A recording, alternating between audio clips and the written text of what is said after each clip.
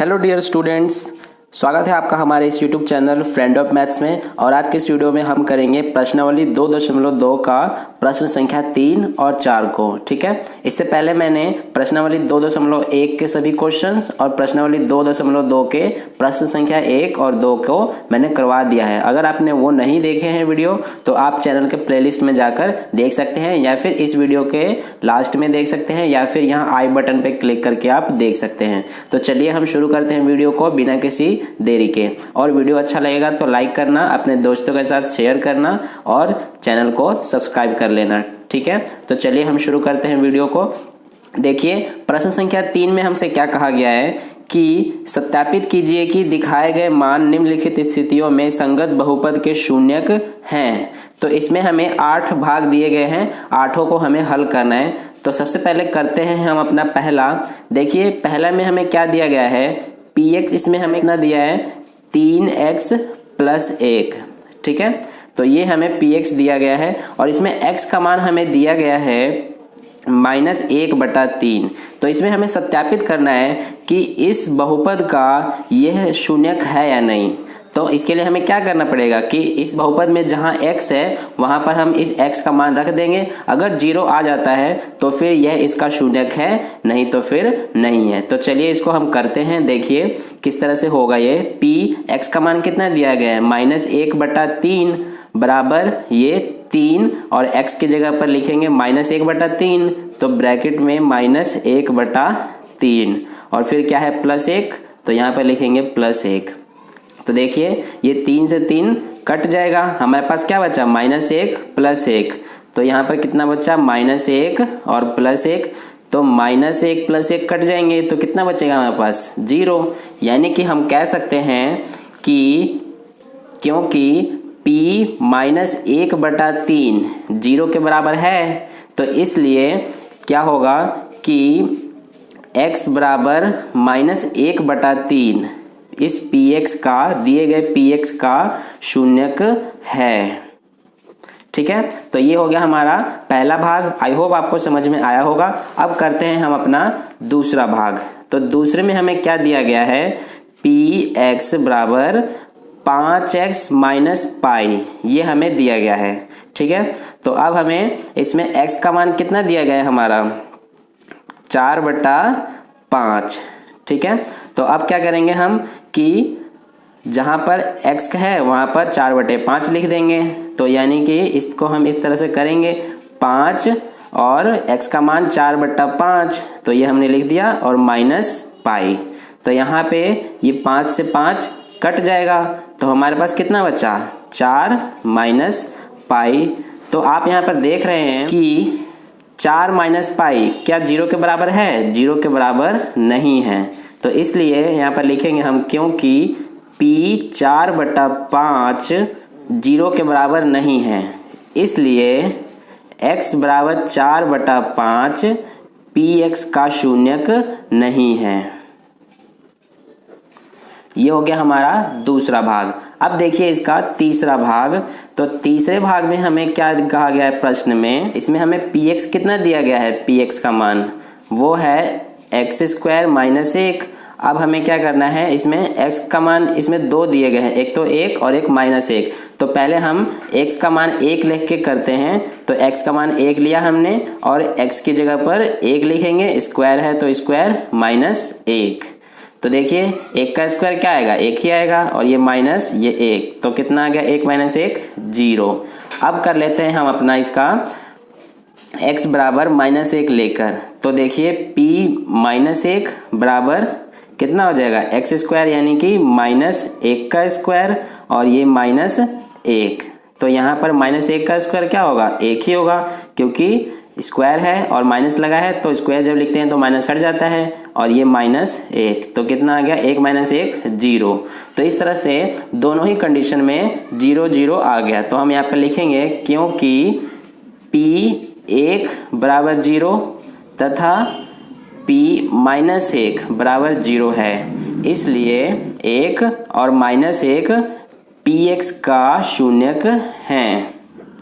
ठीक है, ये हो गया हमारा तीसरा भाग। अब इसका चौथा भाग देखिए। तो चौथा भाग में हमें क्या कहा गया है कि px कितना दिया गया है हमें, x प्लस 1 और x माइनस 2।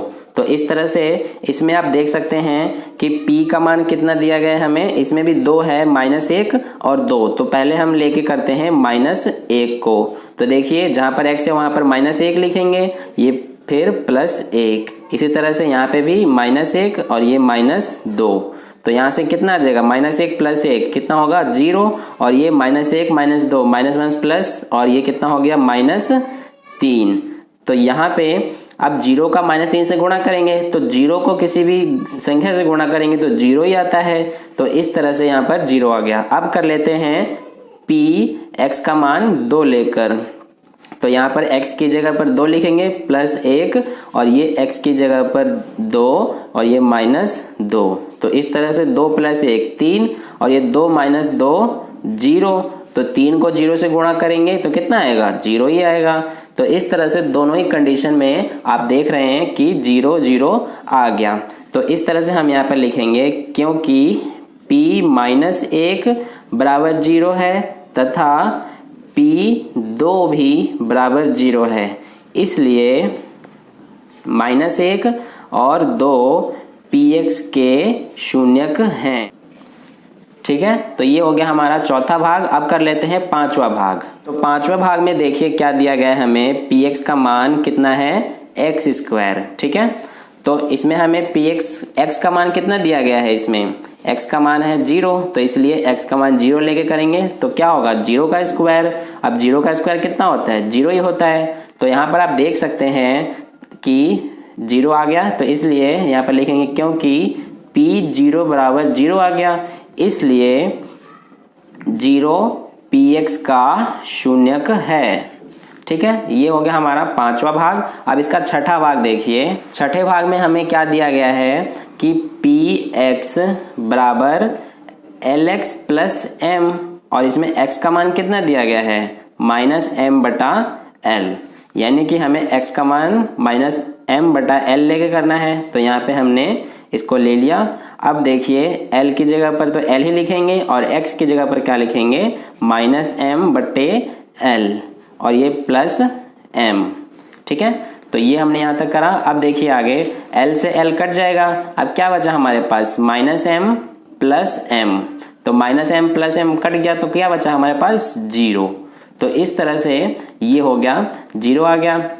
अब हम यहाँ पे क्या लिखेंगे कि क्योंकि p -m/l बराबर 0 है, इसलिए -m/l px का शून्यक है। तो ये इस तरह से हमारा हुआ छठा भाग। अब इसका सातवां भाग देखिए। सातवें भाग में हमसे क्या कहा गया है, px का मान कि 3x² - 1 है, और इसमें x का मान 2 दिए गए हैं। एक तो -1/√3 और दूसरा है 2/√3। तो पहले हम -1/√3 लेके करते हैं। तो देखिए px का मान कितना लेंगे -1/√3।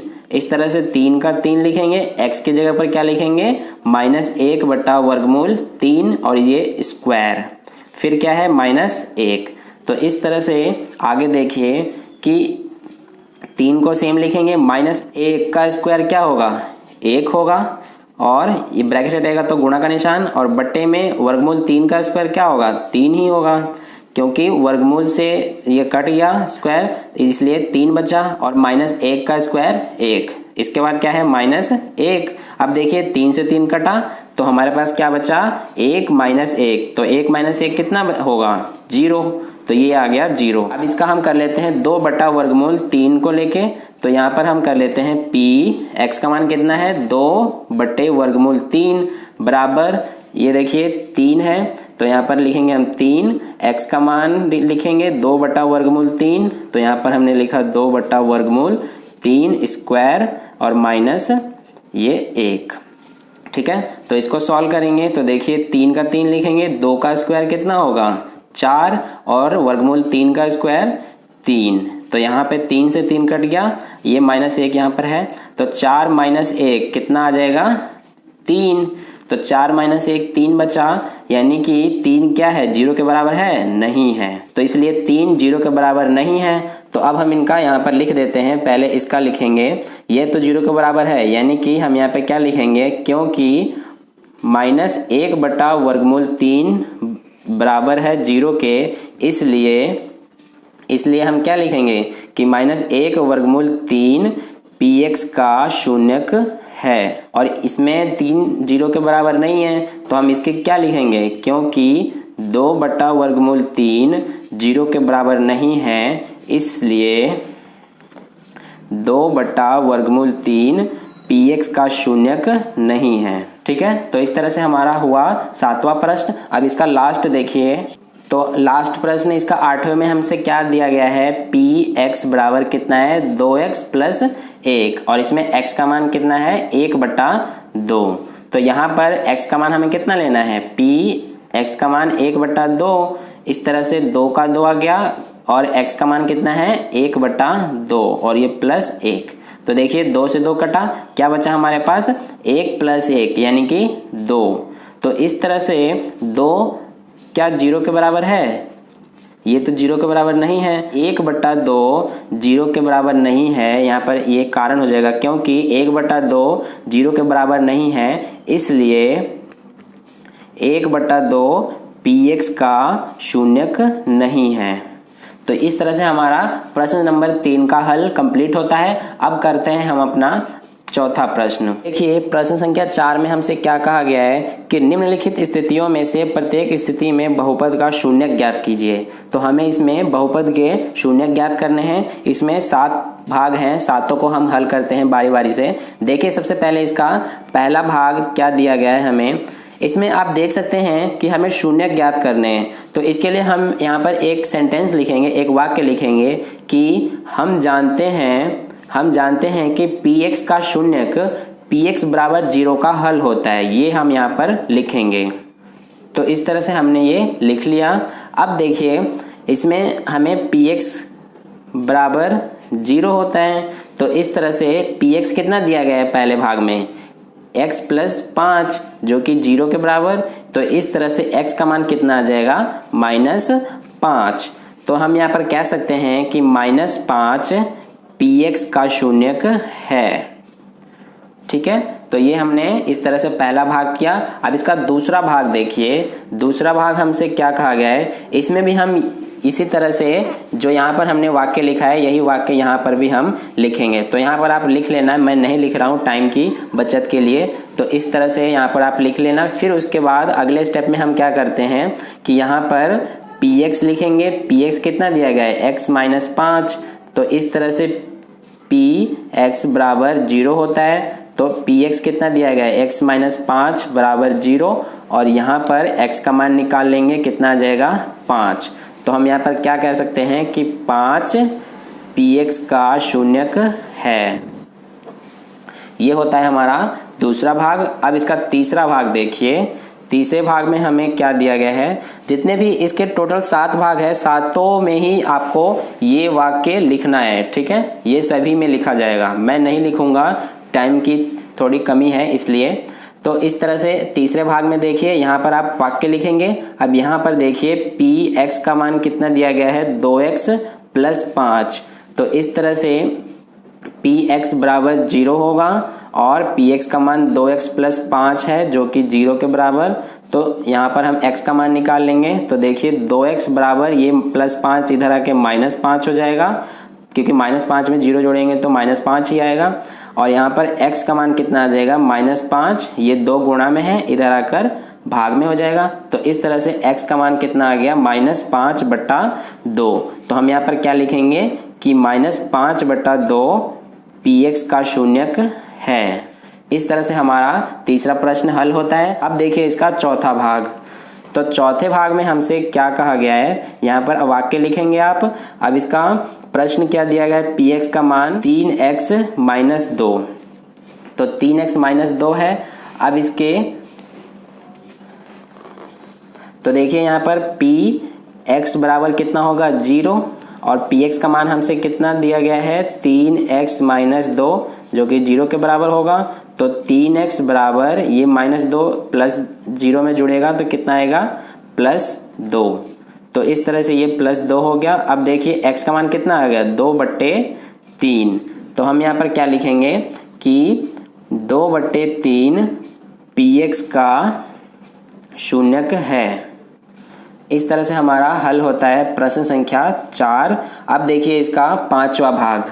तो देखिए 5वें भाग में हमें px का मान कितना दिया है, पहले तो हम यहाँ पर वाक्य लिखेंगे, उसके बाद px का मान हमें दिया गया है इसमें कितना 3x। ठीक है, तो हम क्या करेंगे कि px बराबर 0, इस तरह से px का मान 3x बराबर 0, तो x का मान कितना आ जाएगा 0/3।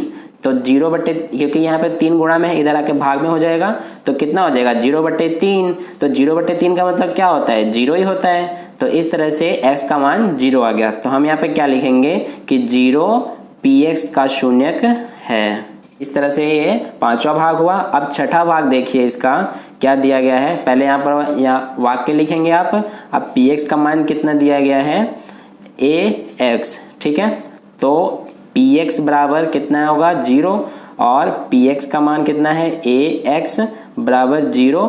तो x बराबर कितना आ जाएगा ये 0, क्योंकि a/0 होगा तो a/0 का मतलब क्या है 0 ही होगा।